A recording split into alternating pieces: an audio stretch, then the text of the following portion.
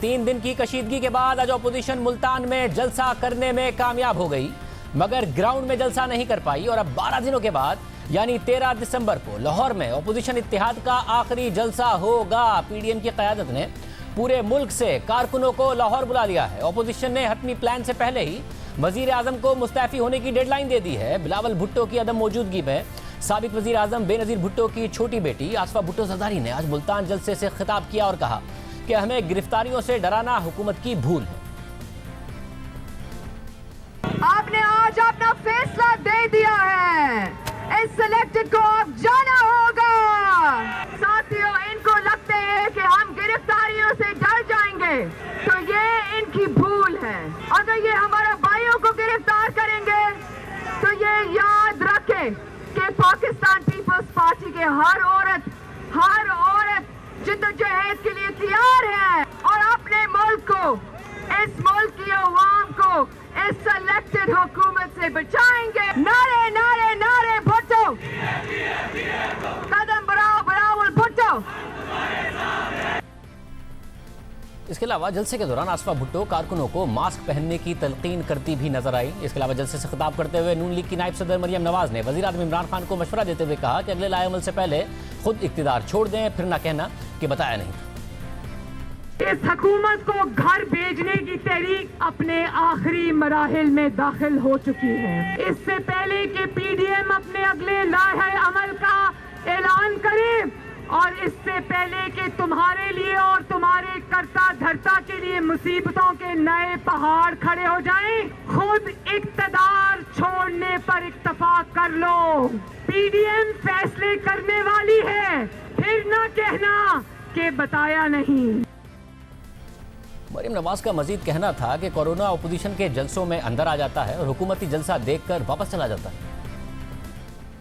कितना समझदार कोरोना है कि जलसे के बाहर खड़ा हो जाता है। अगर तो वो ऑपोजिशन का जलसा है तो वो अंदर आ जाता है, और अगर वो हुकूमती जलसा है तो वो बाहर से वापस मुड़ जाता है। जमात इस्लामी के जलसे में कोरोना नहीं आता, हुकूमती वज़रा के जलसों में कोरोना नहीं आता। जरा कोरोना वायरस के पीछे छुपने वालों, जवाब दो। मुल्की मईशत को कौन सा वायरस लगा है? अवाम के रोजगार को कौन सा वायरस लगा है? निजाम अदल को कौन सा वायरस लगा है? गंदम की चोरी को कौन सा वायरस लगा है? चीनी की चोरी को कौन सा वायरस लगा है? उस वायरस का नाम मुल्तान की अवाम जानती है। मुल्क को जो वायरस लग गया है उसका नाम क्या है? इमरान खान। नवाज ने जलसे से खिताब करते हुए वज़ीर आज़म इमरान खान पर बराह रास्त तनकीद की। कहते थे कि इमरान खान बंदा ईमानदार है, न्याजी सर्विसेज बनाई टैक्स बचाने के लिए, लेकिन बंदा ईमानदार है। अलीमा बाजी ने सिलाई मशीन से अरबों रुपए कमा लिए, लेकिन बंदा ईमानदार है। बनी गाला का महल बन गया, लेकिन बंदा ईमानदार है। अरबों और खरबों रुपए के गैर मुल्की फंडिंग के सबूत मौजूद हैं, लेकिन बंदा ईमानदार है। स्टेट बैंक ने 23 खुफिया अकाउंट्स पकड़ लिए, लेकिन बंदा ईमानदार है। बशीर मेमन ने गवाही दी, लेकिन बंदा ईमानदार है। आटा चोरी कर लिया, लेकिन बंदा ईमानदार है। चीनी चुरा ली, लेकिन बंदा ईमानदार है। मालम जब्बा स्कैंडल आ गया, लेकिन बंदा ईमानदार है। ऑडिटर जनरल ने कहा कि बिलियन ट्री सुनामी में अरबों रुपए आवाम की जेब से चले गए, लेकिन बंदा ईमानदार है। एनएस ऑयल प्लांट्स की वजह से और एलएनजी की ताखीर से इंपोर्ट की वजह से आपको बहुत लंबे लंबे बिजली और गैस के बिल मिलेंगे, लेकिन बंदा ईमानदार है। इमरान खान ने खुद ये इतराफ़े जुर्म किया कि गंदम इंपोर्ट करने में देर हो गई, जिसकी वजह से 200 अरब का डाका अवाम की जेबों पर पड़ा, लेकिन बंदा ईमानदार है। क्या मुल्तान के अवाम भी मेरे साथ मिलकर उस जज को ढूंढ रहे हैं जिसने इसको सादिक और अमीन करार दिया था? पीडीएम के सरबराह मौलाना फजलुर रहमान ने कहा कि जुम्मे और इतवार को मुल्क में एहतजाज होगा और फिर मुल्क भर से कारकुन लाहौर पहुंचेंगे। आज हमने पूरे मुल्क को कॉल दे दी है। अब पूरे मुल्क में जुमे को भी मुजाहरे होंगे, इतवार को भी मुजाहरे होंगे और पूरे मुल्क से आवाम लाहौर की तरफ रवाना होंगे। रास्ता रोक कर देखो किस तरह से सैलाब तुम्हें टंकी की तरफ बहा कर ले जाएगा। लाहौर में आखिरी कील साबित होगा इनके लिए और लाहौर से फिर हमने इस्लामाबाद तक इनका पीछा करना है। आज का जलसा होना मुल्तान स्टेडियम में था, मगर तैयारी ना होने और रुकावटों की वजह से जलसा मुल्तान के घंटा घर में हुआ।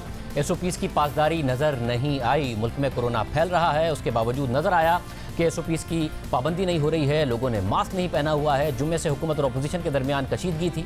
हुकूमत कल तक इस मौक़िफ़ पर कायम थी कि जलसा नहीं होने देंगे। मुल्तान स्टेडियम के दरवाज़ों पर ताले डाल दिए गए थे, फिर गिरफ्तारियां शुरू हुई। उसके बाद हफ्ते को अपोजिशन के अरकान ने स्टेडियम के ताले तोड़े और स्टेडियम में दाखिल हो गए। फिर पंजाब पुलिस ने एक्शन लिया, गिरफ्तारियां हुई। सिर्फ मुल्तान ही नहीं, आसपास के इलाकों से भी अपोजिशन के अरकान की गिरफ्तारियां हुई। इसके बाद वज़ीर आला पंजाब की मौमन खुसूसी फिरदौस आशिक अवान ने ऐलान किया कि पंजाब हुकूमत पीडीएम के जलसे में किसी किस्म की रुकावट नहीं डाल रही।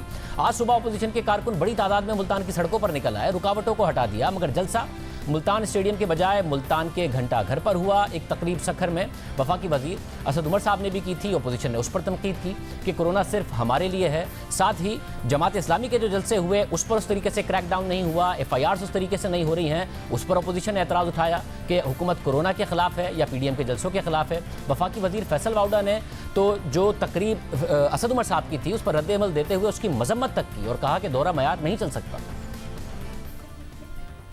ये सिर्फ पीडीएम के जलसों से कोरोना फैल रहा है। ये दौरा मेयार नहीं चल सकता। जो कानून हम पीडीएम के जलसे पे अप्लाई करें वो कानून हमें अपने ऊपर भी अप्लाई करना जरूरी है, बल्कि हम पे पहले सबसे ज्यादा जरूरी है, फिर हम ऑपोजिशन या किसी और को देंगे। हम गवर्नमेंट इंचार्ज है और हमारी जो की हुई बात है उसको इंडोर्स हमने अपने एक्शन से करना है। अब आप 30 का करें, 300 का करें, सामने वाला 3000 का करे, 200 का करे, ये कोई बहस नहीं है। सो जहां असद उमर साहब ने NCOC में बहुत अच्छा काम किया, वहां मैं समझता हूं कि ये इररिस्पॉन्सिबल एक्ट था गवर्नमेंट के पार्ट के ऊपर और इसको जितना भी कंडेम किया जाए उसको करना चाहिए। और मैं as part of the cabinet मैं कंडेम करता हूँ इस एक्शन को गवर्नमेंट के। मजम्मत की गैर जिम्मेदारी का इल्ज़ाम लगाया तो सिर्फ अपोजिशन ही नहीं हुकूमत पर तनकीद कर रही है, हुकूमत के अंदर से हुकूमत पर तनकीद नजर आ रही है। इसी प्रोग्राम में फिर असद उमर साहब आए, उन्होंने वजाहत दी कि NCOC की गाइडलाइंस के मुताबिक तकरीब की। श्योर आप सखर के बारे में जो कन्वेंशन हुआ उसके बारे में कुछ कहना चाह रहे हैं? जी, मुझे किसी ने मुझे बताया कि आपको इस पर सवाल पूछ रहे थे। सर जनाब, जो NCOC की इशूड गाइडलाइंस हैं, किसी भी पब्लिक गैदरिंग के लिए आउटडोर इवेंट होना चाहिए, 300 से कम उसके अंदर पार्टिसिपेंट्स होने चाहिए और लोगों को मास्क पहनना चाहिए। वो तीनों से कंप्लायंट वो जलसा था जिसको जलसा कह रहे हैं। 250 लोग जलसा होता है कन्वेंशन है और हेवन से सुन लो मेरी काशिफ, मेरी बात तो सुनो ना, आपने अपना पॉइंट बता दिया। मेरा आपसे सवाल ये है कि जो हम हिदायत सारे पाकिस्तान को दे रहे हैं, क्या मैं उससे कोई मुख्तलिफ काम कर रहा था? 250 लोगों में और 40,000 लोगों में कोई अंधा आदमी भी कह सकता है कि the two are not the same thing, लेकिन ये खामखा में पीडीएम वाले बहाने के तौर पर इस्तेमाल करें। इसी तरह इतवार को एक और जलसा दीर में हुआ, जमात इस्लामी का था, जिसमें बड़ी तादाद लोग शरीक हुए। इस हवाले से जब वफाकी वजीर इत्तलात शिबली फराज साहब से पूछा गया तो उन्होंने कहा कि यह जलसा मेरे इल्म में नहीं था। इस हवाले से अब नून लीग कह रही है, अपोजिशन कह रही है कि उनके जलसों में इस तरीके से FIRs क्यों नहीं हुई, उनके कारकुनों पर इस तरीके से क्रैकडाउन क्यों नहीं हुआ। फिर यह सवाल उठ रहा है कि 3 दिन से अगर हुकूमत क्रैकडाउन कर रही थी तो आज अचानक क्यों इजाज़त दे दी।